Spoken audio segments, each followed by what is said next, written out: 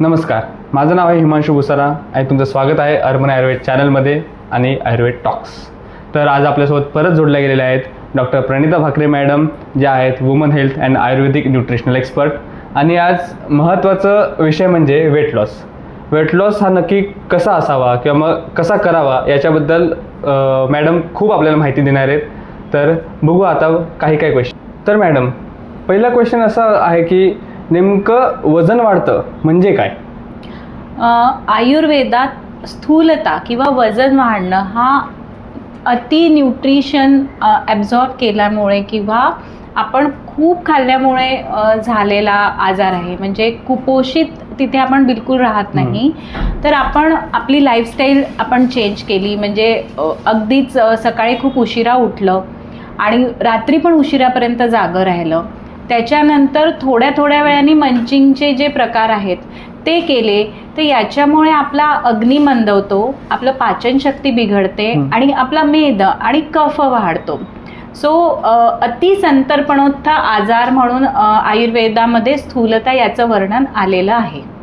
नक्कीच, म्हणजे आपण जे करतो की परत परत खाणं किंवा मग अवेळी खाणं याच्यामुळे वजन वाढतं. हो नक्कीच, याच्यामुळे आणि त्याच्यामुळे आपला अग्नी मंदवतो. मेन म्हणजे आपलं पाचनतंत्र बिघडतं आणि म्हणून आपलं वजन वाढत असतं. मॅडम, दुसरा क्वेश्चन असा की खूप खाल्लं तर वजन वाढतं का?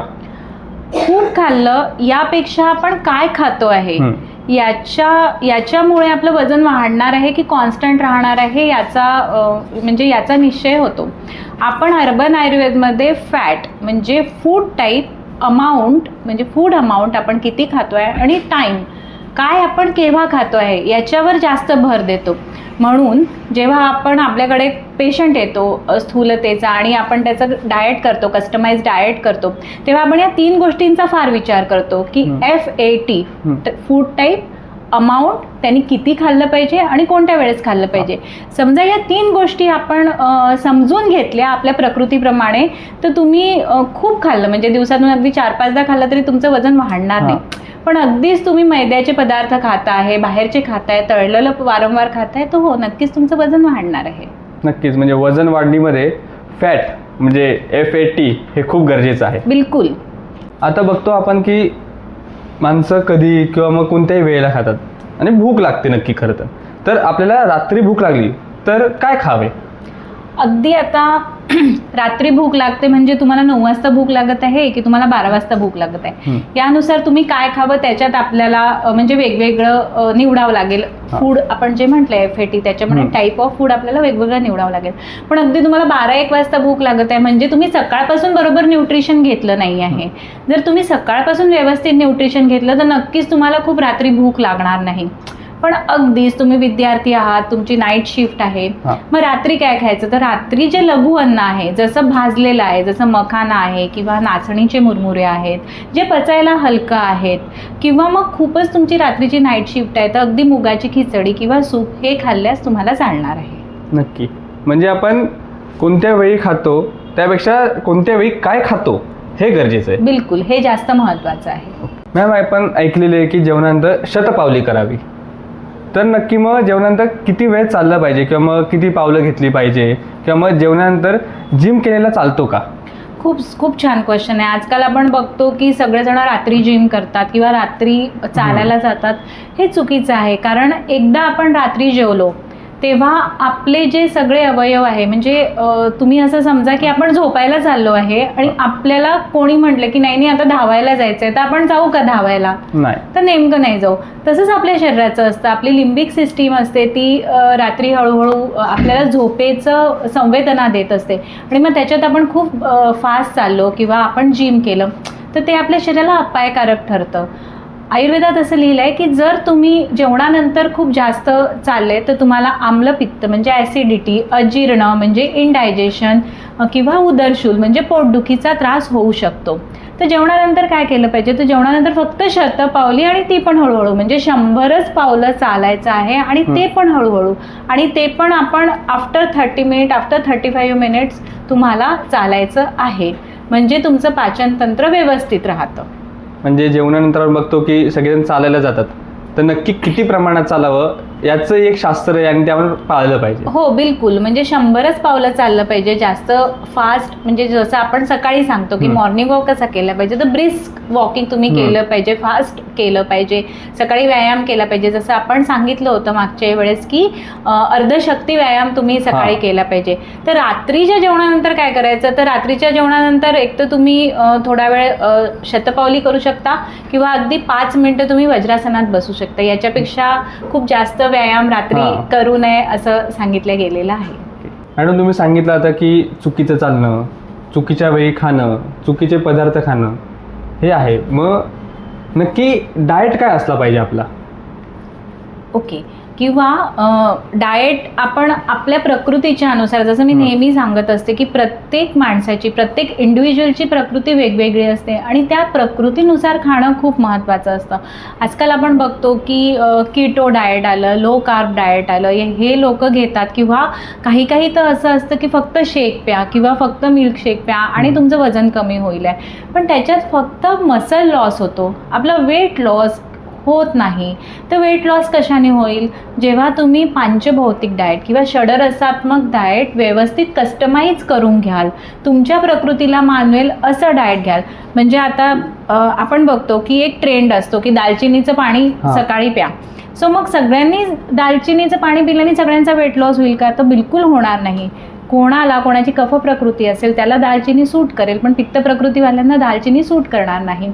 सो तुमचं वेट लॉस तेव्हाच होईल जेव्हा तुम्ही तुमच्या प्रकृतीप्रमाणे तुमच्या प्रकृतीला समजून, आणि जसं मी तुम्हाला सांगितलं की फॅट म्हणजे amount of food, type of food आणि टाईम, या 2 गोष्टींना समजून जेव्हा तुम्ही तुमचं डाएट प्लॅन कराल तेव्हाच तुमचा वेट लॉस होऊ शकतो. कोणत्याही क्रॅश डाएटने तुमचा वेट लॉस होणार नाही किंवा झाला तरी तो दीर्घकाळ टिकणार नाही.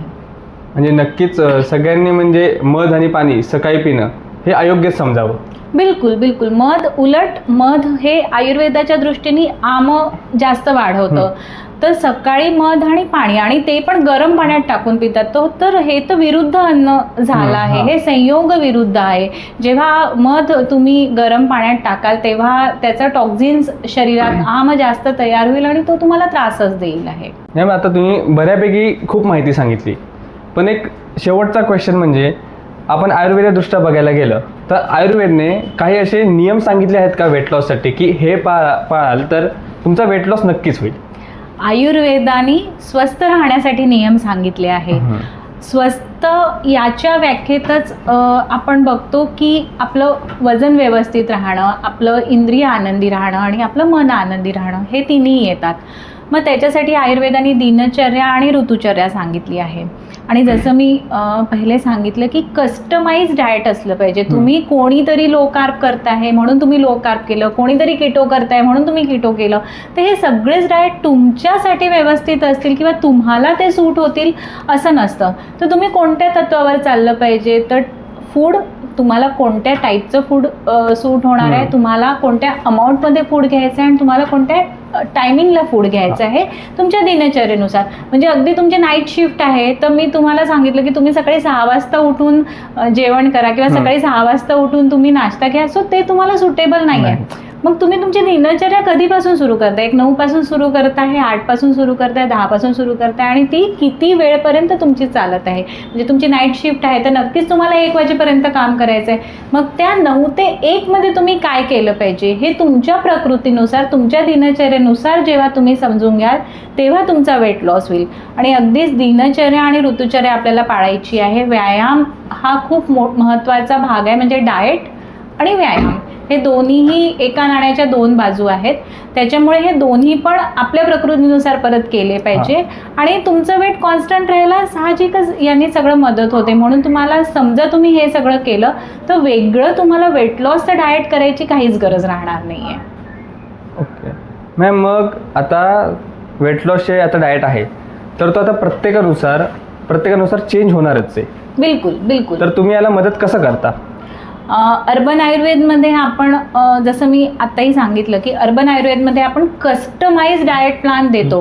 म्हणजे पेशंटची नीड काय आहे, त्याची दिनचर्या कधीपासून सुरू होते, त्याची सकाळची शिफ्ट आहे का, त्याची संध्याकाळची शिफ्ट आहे का, किंवा तो IT आहे का, त्याचं स्टॅग्नंट लाईफस्टाईल आहे का, किंवा तो सेल्समन आहे का, त्याला फिरावं लागतंय का, ह्या सगळा विचार करून आपण त्याचं कस्टमाइज डाएट प्लॅन आणि FAT फूड टाईप त्याला कोणतं सूट करणार आहे त्याच्या प्रकृतीनुसार, त्याला किती अमाऊंटमध्ये फूड घ्यायचं आहे आणि ते कोणत्या टायमिंगला घ्यायचं आहे, ह्या विचार करून आपण त्याला कस्टमाइज डाएट प्लॅन अर्बन आयुर्वेदमध्ये देत राहतो. आणि आपल्याकडे भरपूर पेशंट आहे ज्यांचं अगदी 105 किंवा 110 पण वजन होतं आणि आता ते 80 आणि त्याच्या खाली पण आलेले आहेत. सो येस, अर्बन आयुर्वेदमध्ये आपण कस्टमाइज डाएट प्लॅन देतो आणि त्याच्यामुळे पेशंटला नक्कीच मदत होते.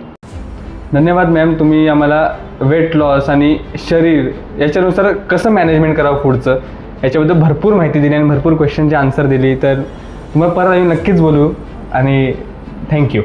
थँक्यू. नमस्कार.